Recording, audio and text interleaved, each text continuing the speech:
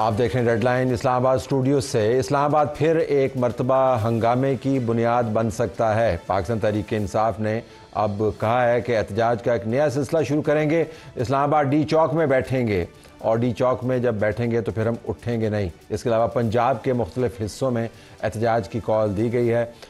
خیبر پختونخوا سے علی مین گنڈا پور لشکر لانا چاہتے ہیں، تمام ٹرائبز کو ساتھ ملا کر بندوقوں سمیت یہاں پر آنا چاہتے ہیں اور دھمکی دے رہے ہیں کہ کسی نے اگر ایک گولی چلائی تو ہم 10 گولیاں چلائیں گے، اور ساتھ جسٹیفائی کر رہے ہیں کہ یہ ان کا حق بنتا ہے۔ عمران خان کی طرف سے ان کو شہ جاری ہے، ان کو کہہ رہے ہیں کہ شیر کا بچہ بن، بہت زبردست تو نے کام کیا ہے اور تو ہی میرا لیڈر ہے۔ جو لیڈران اس قسم کی پالیسی سے اتفاق نہیں کرتے ان کو بزدل ہونے کا طعنہ دیا جاتا ہے اور سائیڈ لائن کرنے کی دھمکی بھی دی جاتی ہے۔ آنے والے دنوں میں پاکستان کے اندر کیا ہو سکتا ہے؟ یہی اسلام آباد ایس سی او کا مرکز بھی بننے والا ہے۔ ایک بہت بڑی تنظیم ہے جس کا بہت بڑا اجلاس پاکستان کے اندر منعقد ہو رہا ہے، ہر طرف تزئین و آرائش کی جا رہی ہے، لیکن بیچ میں یہ دھرنے بھی ہیں۔ آپ کو یاد ہوگا کہ پچھلی مرتبہ جب چائنیز ہیڈ آف اسٹیٹ یہاں پر آنے لگے تھے تو عمران خان کا دھرنا چل رہا تھا اور اس دھرنے کی وجہ سے وہ وزٹ کینسل ہوا۔ اب تو صرف ایک وزٹ نہیں ہے، دنیا بھر کے اہم ترین ممالک کے نمائندگان یہاں پر موجود ہوں گے۔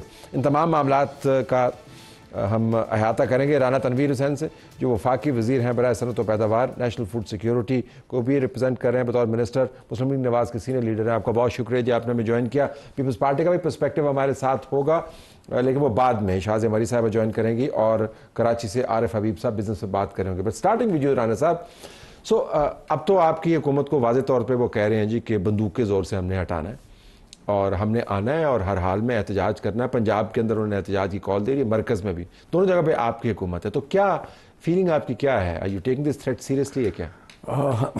طلعت صاحب، میں آپ کو بالکل اپنے جو میرا ایک پولیٹیکل ذہن ہے اس سے میں بات کرنا چاہتا ہوں کہ مجھے سمجھ نہیں آ سکی کہ بہت ساری چیزوں کو جانتے ہوئے بھی یہ جو شخص ہے بانی پی ٹی آئی، کہ اس کا طرز سیاست، اس کی فلاسفی، جو پولیٹیکل فلاسفی ہے وہ ہے کیا، پھر ایک ہی نتیجے پہ پہنچتے ہیں کہ یہ جو ایک ہمارا میرا تو خیر ذاتی طور پہ بہت بڑا پرانا خیال ہے کہ یہ پاکستان کو اس کا ایجنڈا جو ہے کمزور کرنے کا ہے۔ پاکستان کے ادارے ہوں، پاکستان ہو، اور جو اس کے جو 4 سال 5 سال گورنمنٹ تھی اس میں وہی ہوا کہ وہی تو اس کی طرز حکمرانی تھی جس سے میلٹ ڈاؤن ہوا، ہمارے ملک کو بھی نقصان ہوا اور ادارے بھی کمزور ہوئے۔ جو اداروں کی بات آج کرتے ہیں کہ جی فلاں عدلیہ فلاں چیزیں، تو آج بھی اسی وہ راستے پہ چل رہا ہے، اسی سوچ کے ساتھ چل رہا ہے، چاہے وہ جیل کے اندر ہو چاہے باہر ہو۔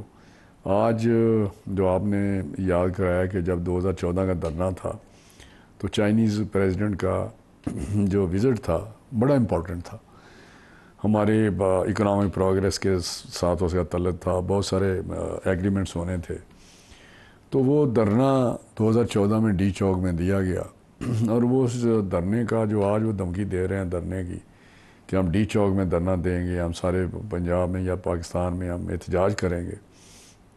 2014 میں جو اشیرباد تھی یا جو فورسز یہ ان کو پیچھے ان کے سپورٹ تھی ان کو، وہ آج تو نہیں ہے، اور اس وقت بھی اس سپورٹ کے باوجود وہ دن کو جو حال ہوتا تھا یا رات کو جتنے لوگ ہوتے تھے آپ کو پتہ ہے، اور 126 دن بیٹھے رہے اور نہیں اٹھ کے گیا، اور ڈی چوک تک پہنچنے میں بھی کن لوگوں کا ہاتھ تھا اس کو پہنچانے میں ڈی چوک تک۔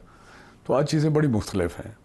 ابھی آپ نے دیکھا انہوں نے 9 مئی کا واقعہ ایک ہوا ہے جو میرا خیال کسی طریقے سے بھی قابل معافی نہیں ہے، لیکن اس کے بعد کوئی ایسی چیز وہ نہیں کر سکے جو آپ کہہ سکیں کہ جی بڑی اس کا کوئی تھریٹ ہو یا بڑی ماحول بن جاتا ہے۔ دیکھیں شہروں کو بند کرنا پڑتا ہے۔ ابھی جو 2 دن پہلے جس قسم کا احتجاج ہوا، اب نمبرز کے اوپر ہم بحث نہیں کرنا چاہتے، نمبرز کو آپ چھوڑ دیں۔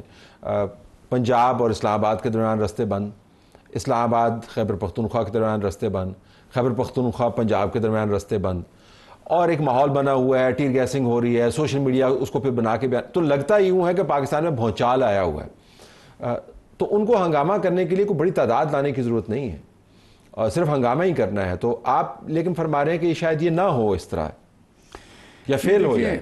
میں جو چیزیں اس طرح کی ہو رہی ہیں یا چل رہا ہے یا جو پروگرام وہ اناؤنس کرتے ہیں، جو پولیٹیکل سائیڈ ہے وہ دن بدن اس کی جو وہ کمزور ہو رہی ہے، جو اس کے فالوورز ہیں یا جو اس کی پولیٹیکل ایک لوگ اس کے ساتھ چلتے ہیں، اب دن بدن دیکھیں اس میں فرق آ رہا ہے اسی نیگیٹیوٹی کی وجہ سے کہ راستے بند ہو رہے ہیں. راستے کوئی شوق سے تھوڑے بند کیے جاتے ہیں، اگر وہ ڈسرپٹ کریں گے، لا اینڈ آرڈر خراب کریں گے، ہنگامہ کرنے کی کوشش کریں گے، عام آدمی کی زندگی میں وہ ڈسٹرب کریں گے اس کو، تو نیچرلی اسٹیٹ کا یہ فرض ہے، یہ آئینی ذمہ داری ہے کہ وہ اس قسم کی چیز کو روکے.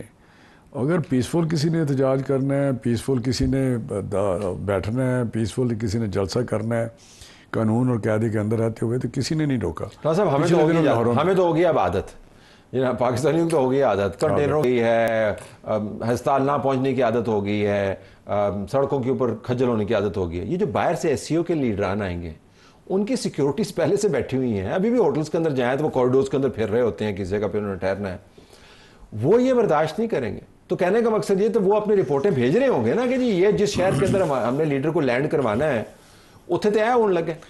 نہیں طلعت صاحب، بالکل آپ کی بات درست ہے، لیکن میں ایک آپ کو بات بتانا چاہتا ہوں کہ یہی تو ہم کہتے ہیں کہ یہ جو پارٹی ہے یا پارٹی کے لوگوں کو تو شاید پتہ بھی نہیں ہے اس کا ایجنڈا کیا ہے. موسٹلی جو لوگ ہیں وہ تو ایسے ہیں جی ووٹ بینک ہے، الیکشن ہم نے لڑنے ہیں اور ہمیں ووٹ ملنا ہے. میجورٹی تو اس قسم کی ہے نا وہ جو پارٹی کے لوگ ہیں.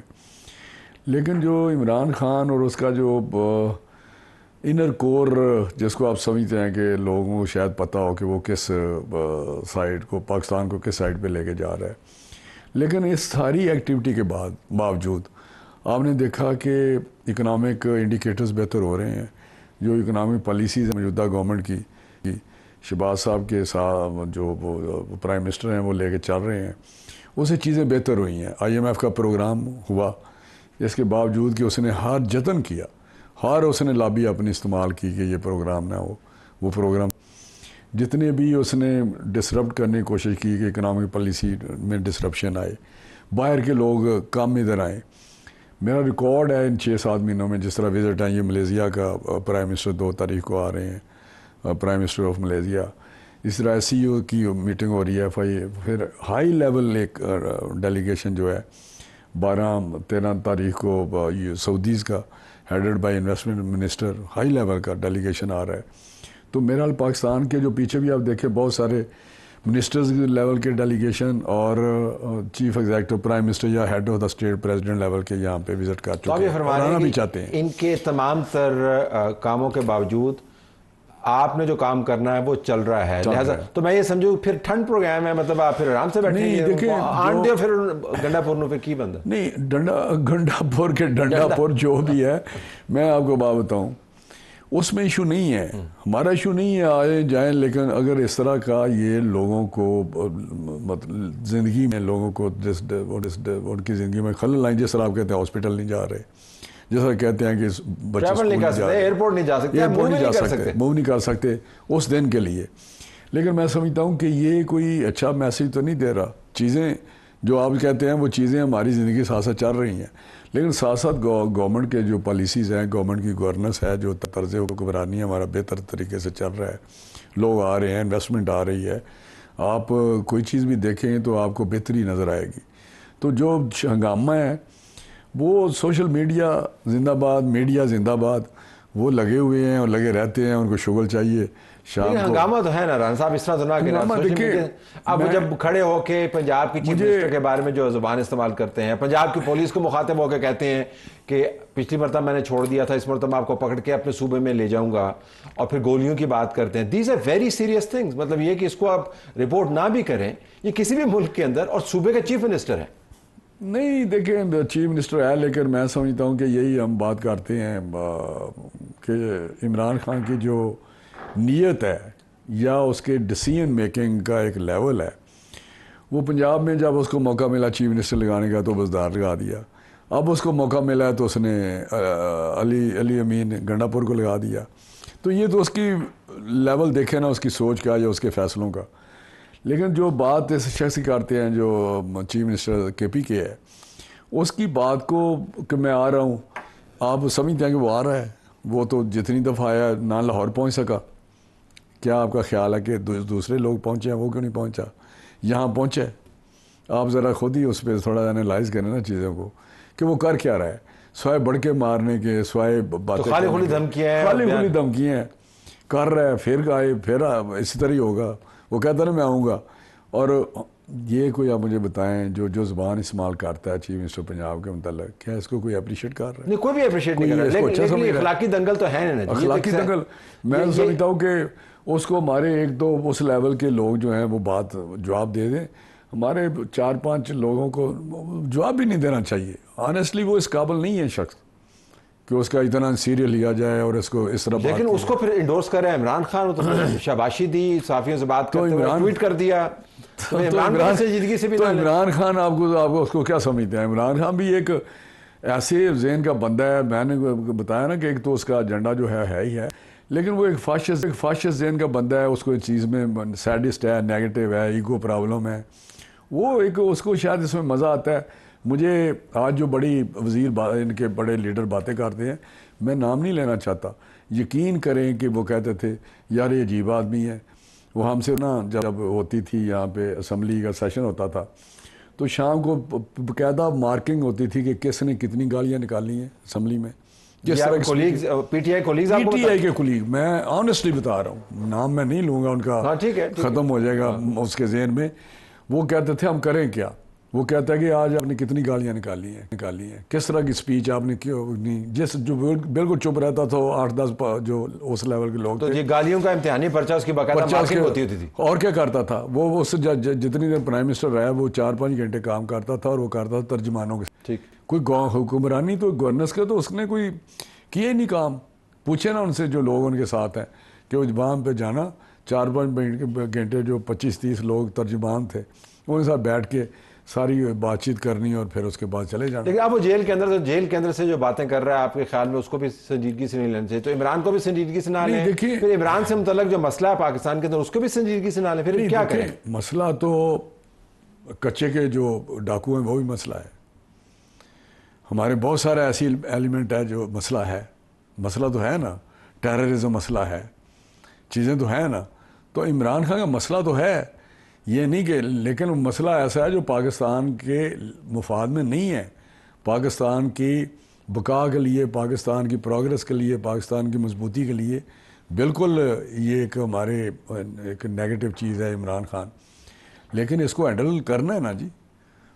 اس طرح ہینڈل کرنا ہے کہ جس طرح ہینڈل کرتے چلے آ رہے ہیں. 1.25 سال ہو گئے. ہم یہ نہیں کہہ رہے کہ 1.25 سال اور میں بھی 6 مہینے لگ جائیں تو یہ ایسے ہی چلتا رہے گا. نہیں، چیزیں تو پھر قابو میں تو بھی آ رہی ہیں نا، آہستہ قابو میں آ رہی ہیں. اگر میں اسی کو ایکسپینڈ کر لوں تو آپ کے خیال میں دنیا کو جو پیغام جا رہا ہے پاکستان سے وہ ہنگامے کا کم ہے اور استحکام کا زیادہ ہے کہ یہاں پر مسئلہ ہے لیکن کوئی اتنا بڑا مسئلہ نہیں، ہم معاملات چلا رہے ہیں جن ڈیلیگیشنز کا آپ نے دیکھیں. میں آپ کو بتاؤں پاکستان کے متعلق جو عمران خان کا ایلیمنٹ ہے نا وہ شاید اتنی اس کی کنسیڈریشن نہیں ہے جو آپ بات کرنا چاہتے ہیں گلوبلی یا انٹرنیشنلی. یہاں پہ ہمارے اور ایشوز ہیں جس کے متعلق تھوڑی سی کنسرن شو کرتے ہیں، جس طرح سیکیورٹی کا مسئلہ ہے، ٹیررزم ہے. یہ جو انٹرنیشنل لیول پہ بات ہوتی ہے جب ہم بات چیت کرتے ہیں تو یہ چیزیں ضرور ہوتی ہیں جس کو ہم جو ایک ہے ایشو ہے ہمارے لیے، اور دنیا بھی سمجھتی ہے کہ یہ چیز ایشو ہے. وہ اس کی کیا کازز ہے، کس کی وجہ سے ہوا. افغانستان ایک ہوا، پھر امریکہ اس میں آ گیا، یہاں پہ ہم اس پہ ٹیررزم کے ساتھ ہم فرنٹ لائن پہ ہم کرتے رہے اس کو ہینڈل. تو یہ چیزیں تو ہیں. لیکن پولیٹیکل سٹیبلٹی قطع کلام میں ایشین ڈیولپمنٹ بینک کی رپورٹ اٹھا کے دیکھ لیں، پولیٹیکل سٹیبلٹی بھی ایک ایلیمنٹ ہے. ورلڈ بینک کی رپورٹ اٹھا کے دیکھ لیں، پولیٹیکل سٹیبلٹی ایک ایلیمنٹ ہے. IMF کے گورننس کے ساتھ ساتھ سیاسی استحکام کی بات کرتے ہیں، سسٹینیبلٹی کی بھی بات کرتے ہیں. تو سیاسی استحکام بھی دہشت گردی وغیرہ کے ساتھ ایک بڑا انٹرنیشنل کنسرن ہے پاکستان کے اندر. دیکھیے آپ نے بڑے اچھی یہ کویشچن ہے کہ پولیٹیکل سٹیبلٹی. دیکھیں پولیٹیکل سٹیبلٹی جڑی ہوئی ہے اکنامک پروگرس کے ساتھ. ہم یہ کہتے ہیں کہ پولیٹیکل سٹیبلٹی ہو تو اکنامک پروگرس زیادہ سپیڈ سے زیادہ اس کی جو والیوم ہے زیادہ بڑھ جاتا ہے، اسپیس زیادہ مل جاتی ہے. وہ اس کی ایک ضرورت ہے. اگر ہم کون کہتا ہے کہ پولیٹیکل اسٹیبلٹی نہیں ہونی چاہیے, لیکن پولیٹیکل اسٹیبلٹی کے ساتھ ساتھ ان کو یہ بھی لکھنا چاہیے رپورٹوں میں کنٹینیوٹی جب تک نہیں ہوگی پالیسیز کا تسلسل.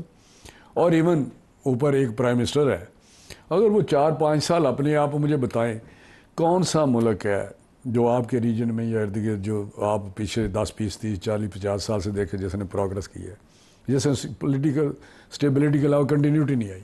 مہاتیر کو دیکھیں کتنے سال رہا ہے, ملیشیا کی جس کی بات کرتے ہیں. آپ سنگاپور کو دیکھیں, مسٹر لی کتنی دیر رہا ہے, 30 سال رہا ہے. آپ اردگان کو دیکھیں کتنے سال سے ہے جب پروگرس ہوا ہے, ٹرکی پروگرس ہوا ہے. آپ نیم اینی ون, چائنا میں جمہوری مثال بھی دے دیں. جی جمہوری مثال بھی دے دیں نا, آپ سنگاپور کی مثال دے رہے ہیں, مہاتر کی مثال دے رہے ہیں, اردگان کی مثال دے رہے ہیں, چائنا کی نہیں. آپ انڈیا کو دیکھ لیں, چلیں جمہوریت ہے نا, وہ آپ بڑی جمہوریت سمجھتے ہیں, وہاں پہ ان کے انیشل ڈیز دیکھ لیں. ابھی مودی کا تیسری ٹرم ہے. تو آپ دیکھیں تو صحیح نا, اگر آپ 6 مہینے میں یا 1 سال میں 2 سال میں کسی کا آؤٹ کم دیکھیں گے, امپیکٹ دیکھیں گے اکنامک پالیسیز کا, یا اس کا رزلٹ دیکھیں گے, تو پلیز اس کو بھی آپ اس انداز سے دیکھیں. کنٹینیوٹی, جمہوریت کسی نہ کسی شکل میں دیکھیں نا. آپ بات کریں گے جمہوریت کی, تو جمہوریت میرا خیال ہے آپ مہاتیر جو تھے آخر فائنلی وہ ڈیفیٹ ہوا نا جی, لیکن کنٹینیوٹی. آپ کوریا کو دیکھیں, چلیں وہاں پہ تو جنرل پارک آ گیا, 10 سال اس نے وہاں اس کا رہا کہ میں نے اور کوئی کام نہیں کرنا سوائے اکنامک پروگرس کے, 1 پوائنٹ ایجنڈا ہے, تو پروگرس ہو گئی. تو کہنے کا مقصد ہے اس کو آپ اس انداز میں نہ لے جائیں گے جمہوریت کے ایشو میں, لیکن continuity is major factor. Stability, Ayub Khan نے بڑا ویسے ٹائم گزارا, ضیاء نے بڑا ٹائم گزارا, مشرف نے بڑا ٹائم گزارا, بڑے کنٹینیوٹی تھی. نہیں وہ جو بات کرتے ہیں نا آخر میں آگے چلی جائے گی. ایوب خان نے ٹائم گزارا, لیکن بات سنیں, وہ باقی بات ٹھیک ہے کہ وہ لے آئے اپنا سسٹم, بیسک ڈیموکریسی ہے وہ پریزیڈنشل سسٹم, آئین بڑا لے آئے. لیکن کیا اس زمانے میں انڈسٹریل ریولوشن آیا, گرین ریولوشن آیا, اسی وقت یہ ڈیم بنے, اسی وقت یہ ساری چیزیں ہوئیں, پروگرس ہوئی, اسی وقت انڈسٹریلائزیشن بھی آئی. امریکی ماتھا چوم رہے تھے پاکستان کا اس وقت. اب یہ لمبی بحث ہے. امریکہ دیکھیں, وہ تو پھر 50s سے آپ نے ایک آپشن لے لیا کہ ہم نے امریکہ میں جانا. نہیں, آپ دیکھیں اس پہ جائیں گے تو پھر لیاقت علی خان نے آپٹ کیا کہ ہم امریکہ جائیں گے. انڈیا نے یہ آپ کہا لیا کہ ہم رشیا جائیں گے. یہ علیحدہ بحث ہے کہ کیا فیصلہ ٹھیک تھا. لیاقت علی خان کدھر جا رہے تھے وہ ایک علیحدہ بات ہے, لیکن شہباز شریف آپ کی حکومت کو 5 سال مکمل کرنے ہوں گے تاکہ یہ تمام جو ثمرات ہیں وہ سامنے آئیں. اور شہباز شریف ہی پرائم منسٹر, یہ میرا بلیف ہے, شہباز شریف ہی پرائم منسٹر. شہباز شریف صاحب جس طرح کام کر رہے ہیں, جس طرح اس وقت اس کا امپیکٹ بھی آ رہا ہے, اتنے تھوڑے ٹائم پہ کسی کی اکنامک پالیسی, اور اس ود دس سچویشن جو پولیٹیکل انسٹیبلٹی کی بات آپ کر رہے ہیں, ود دس آل کنڈیشنز, کمال ہے کہ اس 5-6 مہینے. اس کمال کی وجہ سے نواز شریف کی ضرورت نہیں پھر آپ کو. نہیں, میاں صاحب کی گائیڈنس میں سارا کچھ ہو رہا ہے. یہ تو نا بات جو میاں صاحب ہی لاتا ہے. نہیں دیکھیں, میاں صاحب ہمیں, ان کے جو میاں صاحب ہیں وہ ہمارے لیڈر ہیں, انہی کی اشیر بات کے سارے کام ہوتے ہیں, وہی گائیڈ کرتے ہیں.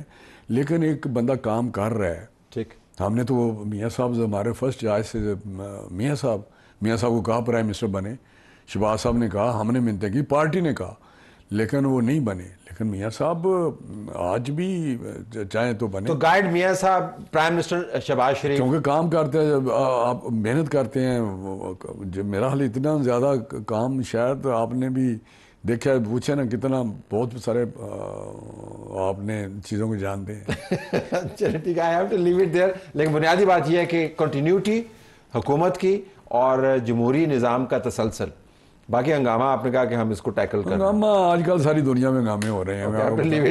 کدھر نہیں ہو رہے مجھے بتائیں نا. بالکل ٹھیک ہے, کیا امریکہ میں نہیں ہو رہے؟ جی بالکل ہو رہے ہیں, امریکہ میں اور بھی بہت کچھ ہو رہا ہے. رانا تنوین حسین صاحب ہمیں جوائن کر رہے تھے. ناظرین, ہمارا پروگرام جاری ہے.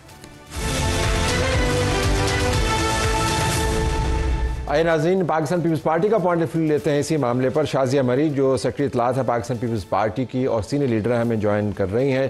شازیہ صاحب السلام علیکم. وعلیکم السلام طلعت صاحب. شاہد صاحب یہ بتائیے گا کہ ہم نے ملک میں بڑے احتجاج دیکھے ہیں، ہم نے تحریکیں بھی دیکھی ہیں، آپ کی جماعت ان تحریکوں کا حصہ بھی رہی ہے، سٹارٹنگ MRD، بلکہ اس سے بھی پہلے ذوالفقار علی بھٹو صاحب کے پاس بھی اگر آپ جائیں تو اس زمانے میں بھی احتجاج ہوا. لیکن اب جو احتجاج ہمیں سننے کی دھمکی مل رہی ہے وہ یہ ہے کہ اس کے اندر اسلحہ بھی ہم لے کے آئیں گے اور ایک صوبے سے تمام وسائل بھی لے کے آئیں گے اور بیچ ڈی چوک میں بیٹھیں گے، پارلیمان کے سامنے بیٹھیں گے، دھرنا مسلسل ہوگا. تو میں ذرا آپ کی پارٹی کا موقف جاننا چاہوں گا کہ پی ٹی آئی اس کو جسٹیفائی کرتی ہے جمہوری رویوں کے حوالے سے، رائٹ ٹو پروٹیسٹ ہے، سی ایم کے پی جو ہیں وہ بھی اسی قسم کی بات کرتے ہیں. تو آپ کی پارٹی اس احتجاج کی جو لہر پی ٹی آئی چلانا چاہ رہی ہے اس کو کیسے دیکھتی ہے؟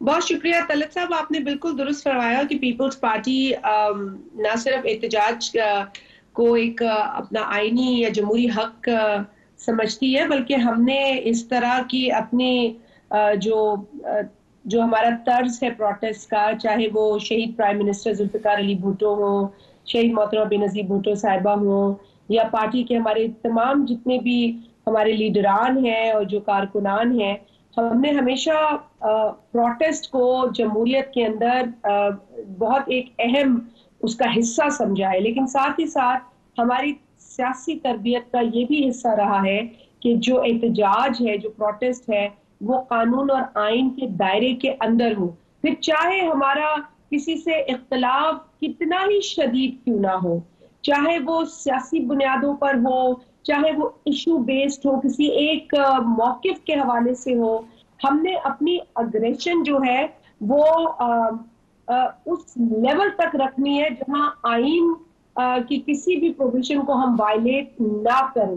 تو یہ ایک بہت ہی کلیئرٹی ہے پیپلز پارٹی کے پاس اس حوالے سے، اور یہ منظم طریقے سے ہم تمام چیز کرتے آئے ہیں. بلکہ آپ کو پتا ہے کہ جو لاسٹ ہماری جو مارچ تھی، عوامی مارچ، جو جناب بلاول بھٹو زرداری صاحب نے لیڈ کی تھی یہاں سندھ سے، آپ نے دیکھا وہ بھی ایک بہت بڑا ایک جرنی کرتے ہوئے سندھ کے ہر ضلع سے ہوتے ہوئے جب وہ گئے تو ایک گملہ نہیں ٹوٹا راستے میں.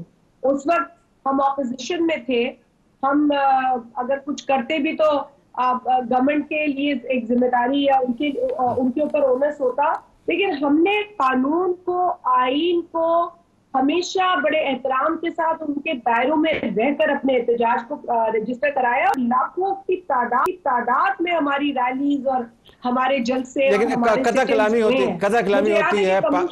پاکستان تحریک انصاف کا ماننا یہ ہے کہ ان کے ساتھ زیادتیاں بہت ہوئی ہیں، ان کا لیڈر جو ہے جیل میں ہے، اور لیڈر کی بیگم جیل میں ہے، مقدمات کی بھرمار ہے اور ان کو ریلیف نہیں مل رہا. وہ ان انتخابات جس کے ذریعے سندھ میں حکومت بنی، کے پی میں حکومت بنی، مرکزستان میں، وہ کہتے ہیں جی کہ ہم اس کو مانتے نہیں ہیں.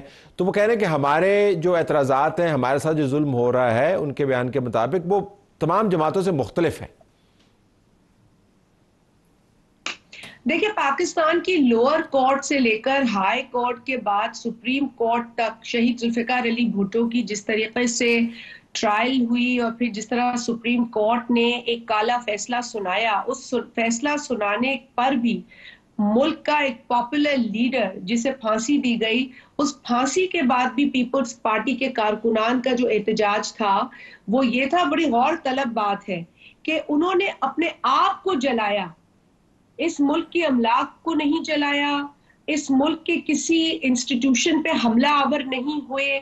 میں صرف آپ کو شدت بتا رہی ہوں تکلیف کی جو پاکستان پیپلز پارٹی کے کارکنان نے دیکھی، اور پھر ایک عامر نے کس طریقے سے انہی کارکنان کو کوڑے مارے، اذیت پہنچائی، جیلوں میں انہیں پھینکا. شہید محترمہ بینظیر بھٹو صاحبہ ایک خاتون، ایک نوجوان لڑکی، اس نے سکھر کی جیلوں کی جو اذیت، جو پاکستان میں جو شدید ٹیمپریچرز ہوتے ہیں وہ اپر سندھ میں ہوتے ہیں، سندھ کے اندر سکھر کی جیل گرمی کے دنوں میں جو اذیت شہید محترمہ نے دیکھی، اس کو بھی ہم نے آ کے اسے توڑ پھوڑ یا اداروں کو مسمار کرنا، آگ لگانا، یہ ری ایکشن نہیں شو کیا. پروٹیسٹ کرتے رہے، موومنٹ چلاتے رہے جمہوریت کی اور جمہوریت کے حصول کی.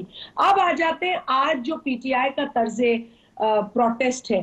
دیکھیں، آپ کو یاد ہوگا کہ اور ہم نے متواتر یہ بات کی ہے کہ کچھ ماضی میں، اگر بہت دور کا ماضی نہیں ہے، تو ایک ایسا بھی ایک سیاسی سو کال لیڈر اس ملک کی تاریخ میں گزرا ہے جس نے لسانی بنیادوں پر اس ملک میں انتشار پھیلایا.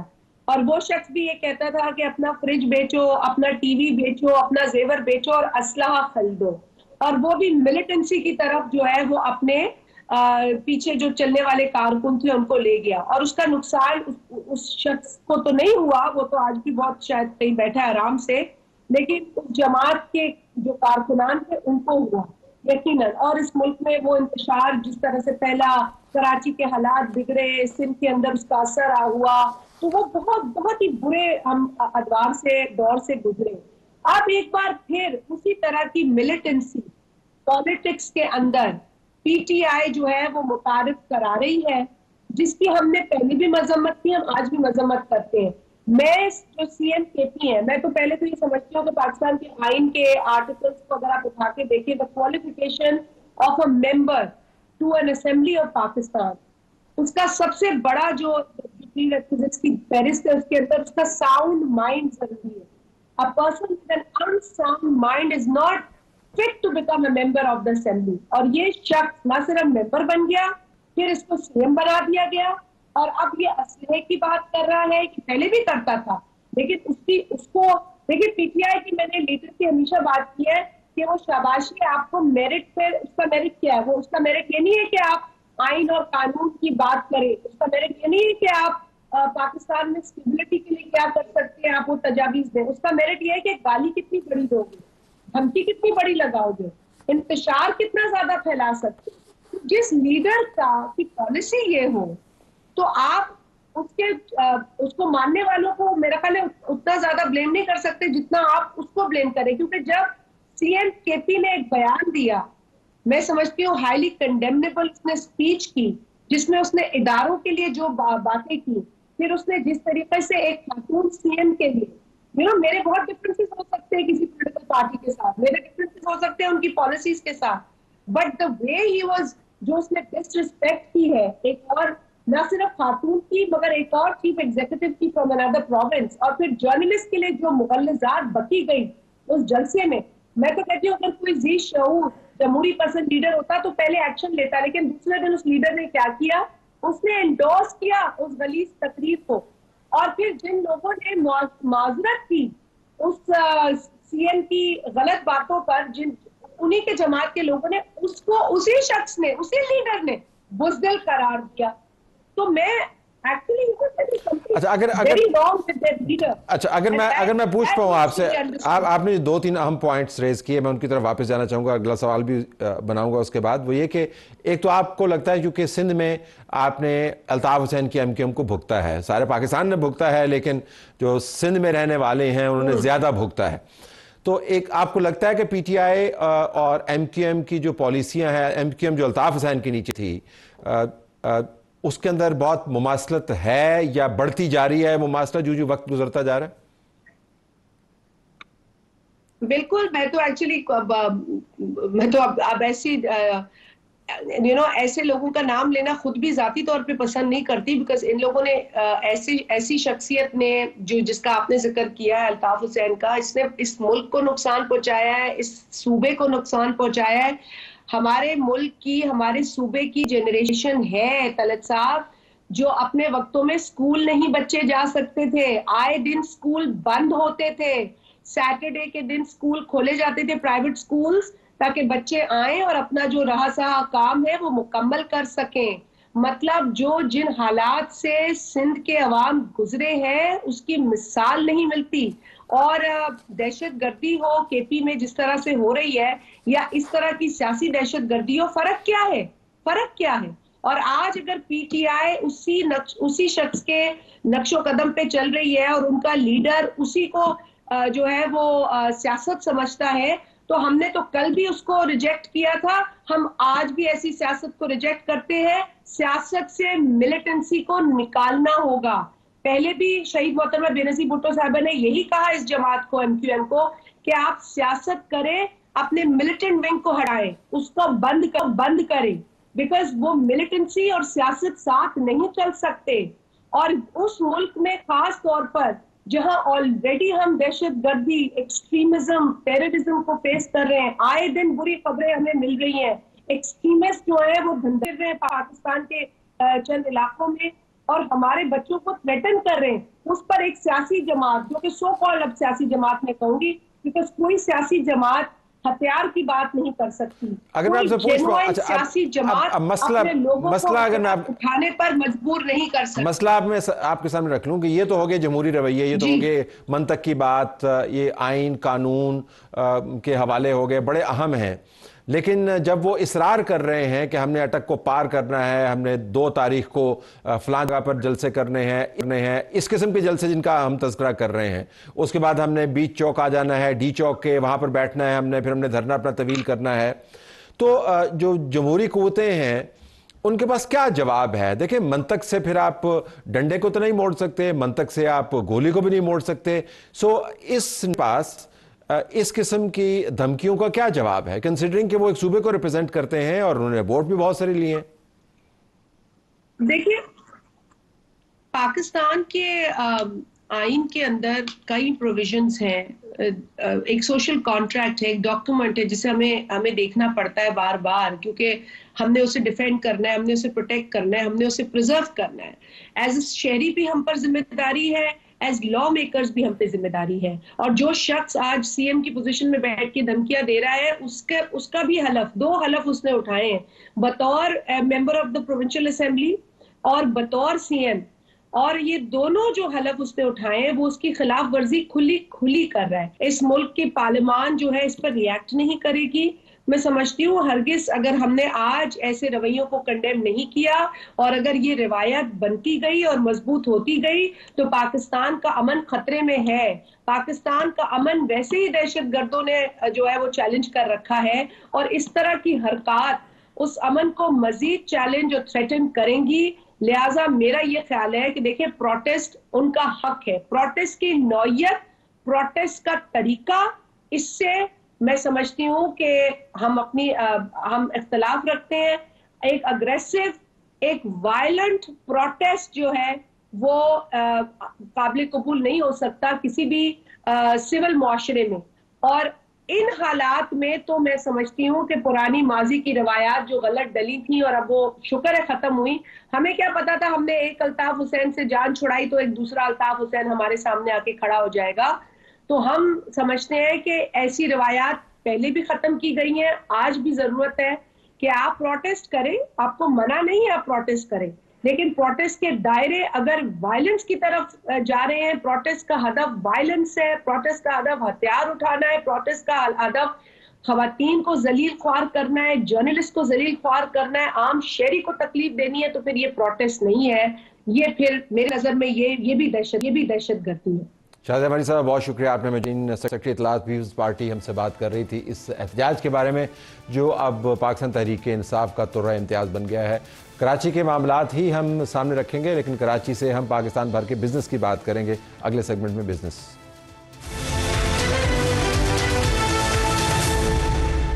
ایک طرف سیاسی ہنگامہ ہڑبونگ ہے، دوسری طرف ہم بین الاقوامی اکٹھ کے میزبان بھی بن رہے ہیں ایس سی او کانفرنس کے، تیسری طرف اسی ملک کے اندر جہاں پہ ہر وقت احتجاج ہوتا رہتا ہے، سڑکیں بند رہتی ہیں، کنٹینر چلتے رہتے ہیں، دھمکیاں ہوتی ہیں، جتھا بندی کی بات ہوتی ہے۔ آرمی چیف نے بزنس کمیونٹی کے نمائندگان سے بات کی کراچی میں، اور اچھے بزنس کے ماحول اور ان کے تعاون کے لیے انہوں نے ان کو انگیج کیا۔ ہمارے پاس عارف حبیب صاحب موجود ہیں، صنعت کار چیئرمین ہیں عارف حبیب گروپ، ان سے پوچھتے ہیں کہ کیا واقعتاً پاکستان میں بزنس کے معاملات موافق اس وقت نظر آ رہے ہیں۔ عارف صاحب السلام علیکم۔ جی، I M F is out of the way now, وہ معاملہ طے ہو گیا، فوج کی طرف سے آپ کو انگیج کیا گیا اور ایک اچھے ماحول کی بھی بات ہوئی وہاں پر، لیکن سیاسی احتجاج بھی چل رہا ہے۔ تو میں ذرا آپ کی اسسمنٹ جاننا چاہوں گا پاکستان میں اس وقت انویسٹمنٹ کی انوائرمنٹ کے حوالے سے۔ جی آئی تھنک کہ جہاں تک کہ جو ہے میکرو اکنامک فنڈامنٹلس کا تعلق ہے، اس میں تو جو ہے وہ کافی ہم نے بہتری دیکھی ہے۔ ایک سال پرٹیکولرلی جو ہم اگر دیکھیں تو ہمارا ایکسچینج ریٹ جو ہے روپی ڈالر پیرٹی میں جو ہے وہ اسٹیبلٹی رہی، بلکہ کچھ اپریسیشن بھی ہوئی ہے، پھر انفلیشن میں کمی آئی ہے، انٹرسٹ ریٹ میں ڈکلائننگ ٹرینڈ ہے. بٹ اب بھی ہمارے یہاں جو دو بڑے پرابلمس ہیں، اور وہ بڑے پرابلم میں ایک تو انرجی کاسٹ ہے، انرجی پرائس پاکستان ہائی ہے، اور دوسرا انٹرسٹ ریٹس ابھی بھی ہائی ہے. تو یہ دو ایسے بڑے فیکٹر ہیں کہ جس کی وجہ سے فارن انویسٹمنٹ، اور تیسرا فیکٹر ہے ہائی ٹیکسیشن ریٹ. یہ تین ایسے فیکٹرز ہیں کہ جو فارن انویسٹر کے لیے اور انویسٹمنٹ کو جو ہے وہ جنرلی ڈسکریج کرتے ہیں. تو اس میں اور بہتری لانے کی ضرورت ہے، اور اس میں ابھی وعدے کیے جا رہے ہیں کہ آپ کا الیکٹریسٹی پرائس جو ہے وہ 9 سینٹ تک لے آئیں گے، اور انٹرسٹ ریٹ جو ہے وہ ایک سال کے اندر 12-13% آ جائے گا، اور پھر سنگل ڈیجٹ میں چلا جائے گا. تو اس ایکسپیکٹیشن پہ پھر جو ہے کچھ پازیٹیوٹی ہے. تو جنرلی ابھی بھی جو ہمارا جو ڈیمانڈ ڈسٹرکشن ہوئی تھی because of tight monetary policy, وہ اس کے اثرات ہیں ابھی بھی، اور وہ اثرات جب ختم ہوں گے، جب انٹرسٹ ریٹ فائنلی کم ہوگا اور اگر لوکل ڈیمانڈس بڑھیں گی تو پھر انویسٹمنٹ کی ایپیٹائٹ بڑھے گی. یہ اس میں فرمائے یہ گا بات جی. امپورٹنٹ ہے کہ جو ابھی اس وقت ہمارے بہت سارے ایسے سیکٹرز جو انڈر کیپیسٹی چل رہے ہیں، پوری ان کی کیپیسٹی یوٹیلائز نہیں ہو رہی. تو پہلے تو آئی تھنک جو ایگزسٹنگ کیپیسٹیز لگی ہوئی ہیں اور جو یوٹیلائز نہیں ہو رہی، ان کو جو ہے وہ یوٹیلائز کرنا پہلا ٹارگٹ ہونا چاہیے، پھر نئی انویسٹمنٹ جو ہے وہ کا کیس بنے گا. یہ فرمائے گا کہ آرمی چیف سے جس طرح کی ملاقات ہوئی، یہ ملاقاتیں کتنی آپ کے لیے ری ایشورنگ ہیں، یا ان کا کچھ فائدہ آپ کو نظر آتا ہے یا نہیں؟ آئی تھنک انہوں نے جو ہے مینلی 3 کی میسیجز دیے تھے. کی میسیج میں جو ہے وہ ایک تو یہ تھا کہ یہ پاکستان جو ہے ہمیشہ رہنے کے لیے بنا ہے، اور ہم جو ہے وہ ہماری جو ہے کلمے کے نام پہ پاکستان بنا ہے، اور جو ہے شب قدر کو پاکستان آزاد ہوا تھا. تو اس پہ ہمیں پورا بلیف ہونا چاہیے. دوسرا یہ کہ ان کا کہ پاکستان جو ہے کوئی غریب ملک نہیں ہے، ان کے پاس اللہ تعالیٰ نے بہت قدرتی وسائل دیے ہوئے ہیں، اور اب اس پر ہم پر منحصر ہے کہ ہم محنت کر کے ان کو کس طرح اپنے بینیفٹ میں کنورٹ کرتے ہیں. تیسری انہوں نے بات کی تھی کہ یہ جو اکنامی ہے وہ نمبر 1 پرائرٹی ہے. انہوں نے پوچھا بھی کہ سیکیورٹی زیادہ اہم ہے یا اکنامی. کچھ لوگوں نے کہا سیکیورٹی، تو انہوں نے کہا نہیں، سیکیورٹی جو ہے وہ نمبر 1 پرائرٹی نہیں ہے، نمبر 1 پرائرٹی اکنامی ہے، اور اگر آپ کی اکنامی اچھی ہے، آپ کے پاس پیسے ہیں، تو سیکیورٹی جو ہے وہ خریدی جا سکتی ہے. تو یہ کی، اور پھر اس کے اوپر زیادہ انہوں نے ڈیٹیل میں جو ہے وہ بات کی کہ جو ہم اکنامی کی بہتری کے لیے جو کیا کیا کام ہم نے کیے ہیں، اور آئندہ ہم اسی ڈائریکشن میں کام کر رہے ہیں، جس میں اسمگلنگ کو بھی جو ہے وہ کرنا جو ہے وہ انہوں نے اس کو مینشن کیا. اچھا، اب بزنس کے لیے ماحول موافق کرنا، انویسٹمنٹ لے کے آنا، کاروبار میں بڑھوتری کرنا، کمپنیوں نے اپنے تجربات سے سیکھا ہے، اور آپ اتنا بڑا گروپ ایک چلاتے ہیں، اور آپ کا بھی تجربہ یقیناً یہی رہا ہوگا کہ ایک لانگ ٹرم ویژن ہے، جس سے مراد یہ ہے کہ آپ کو قیادت کا تسلسل چاہیے ہوتا ہے، جس سے مراد یہ ہے کہ آپ کو مسلسل کاوش ایکسپینشن چاہیے ہوتی ہے، انویسٹمنٹ چاہیے ہوتی ہے رائٹ سیکٹرز. اب یہ تو باتیں ٹھیک ہیں جو بھی فرمائی انہوں نے، آئی ایم شیور آپ کو بھی یہ باتیں پہلے سے پتہ ہوں گی، لیکن دہرانا اچھا ہے. تو یہ لانگ ٹرم ویژن کیا ہے؟ یہ تو اچھا ہے کہ ہمارے پاس بہت ٹیلنٹ ہے، سو یہ 3 سال کا ویژن، 5 سال کا، 10 سال کا، I mean what are we looking at? یہ جو ساری باتیں ہیں، کیا آپ کو لگتا ہے یہ لانگ ٹرم ہے؟ جی، اس پہ بھی بات ہوئی. ظاہر یہ بات کی گئی کہ جو SIFC ہے، SIFC کے تحت جو سیکٹرز آئیڈینٹیفائی ہوئے ہیں، جس میں ایگریکلچر، مائننگ، IT اور انرجی ہے، اور اس میں آلریڈی یہ کہا گیا کہ ایگریکلچر میں جو ہے کام شروع ہوا ہے، لیکن اس کے بھی نتائج جو ہے وہ آتے ہوئے تھوڑا سا وقت لے گا. مائننگ میں بھی جو کمٹمنٹ ہوئی ہیں وہ بھی کچھ وقت لے گا. IT میں جو ہے وہ کچھ انیشیٹیوز ہیں، تو وہ بھی گریجولی جو ہے وہ آپ کو ریٹرن دیں. لیکن اس میں ہم نے یہ پوائنٹ آؤٹ کیا کہ ایک اور سیکٹر ہے وہ ہے کنسٹرکشن کا سیکٹر، اور اس میں پرٹیکولرلی جب ریئل اسٹیٹ کہہ کر اس کنسٹرکشن کے شعبے کو بھی ملائن کیا جاتا ہے، کیونکہ ایکچولی ریئل اسٹیٹ میں دو چیزیں ہیں، ایک تو پلاٹس کی پرچیز سیل ہے اور دوسرا جو ہے وہ ریئل کنسٹرکشن ہے۔ تو کنسٹرکشن تو بہت زیادہ جو ہے وہ ویلیو ایڈیشن کرتی ہے، کہ اس میں سیکنڈ لارجسٹ امپلائمنٹ ہے، اور اس میں جو ہے 40-50 انڈسٹریز کو وہ سپورٹ بھی کرتی ہے، اور پھر ڈائریکٹ لوگوں کو شیلٹر بھی پرووائڈ کرتی ہے، تو اس کے تو بہت زیادہ بینیفٹ ہیں۔ پھر اس میں یہ جو بھی ریسنٹ پیریڈ میں جن کنٹریز نے بھی پروگریس کی ہے، وہاں ریئل اسٹیٹ سیکٹر جو ہے بہت زیادہ امپورٹنٹ رہا، تو وہ بتایا گیا کہ آپ کو اس کو بھی شامل کرنا چاہیے اس کے اندر، تو انہوں نے اس سے اگری کیا کہ یہ چیز آپ صحیح کہہ رہے ہیں، یہ بھی ایک امپورٹنٹ سیکٹر ہے۔ تو اور لوگوں نے پھر کہا کہ باہر سے جو پیسے لانے کے لیے کہا گیا کہ لوگوں نے کچھ ریسنٹ پیریڈ میں حالات جو خراب ہوئے تھے اس کی وجہ سے کچھ لوگ پیسے باہر لے گئے، تو اب وہ پیسے باہر سے واپس لانا چاہتے ہیں، تو اس کو انہوں نے کہا، لوگوں نے ڈیمانڈ کیا کہ اس کو جو ہے وہ فیسیلیٹیٹ کرنا چاہیے، اور اس کے لیے ایمنسٹی کی بات کی، تو انہوں نے کہا کہ بھئی اگر ہم یہ جو ہے ایسا کر دیں کہ جو بھی پیسے باہر سے آتے ہیں اس کے بارے میں جو ہے وہ نہیں کوشچن ہوگا، تو پھر یہ بتایا گیا، یہ ڈسکشن میں کہ یہ انکم ٹیکس آرڈیننس 111 سیکشن 111 جو ہے وہ یہ آپ کو فیسیلیٹیٹ کرتا ہے، بٹ اس پہ ابھی انہوں نے ایک کیپ لگا دیا ہے، $50,000 کا کیپ لگا دیا ہے، وہ اگر کیپ ہٹا دیں تو جو لوگ پیسے باہر سے لانا چاہتے ہیں وہ لا کے یہاں انویسٹمنٹس جو ہے وہ کر سکیں گے، تو اس پہ بھی بات ہوئی۔ پھر انرجی پہ بات ہوئی کہ یہ 9 سینٹ آنا چاہیے، تو 9 سینٹ کے لیے بھی جو ہے وہ یہ ہوا کہ ہم اس کے بھی ایفرٹ کر رہے ہیں، کام کر رہے ہیں۔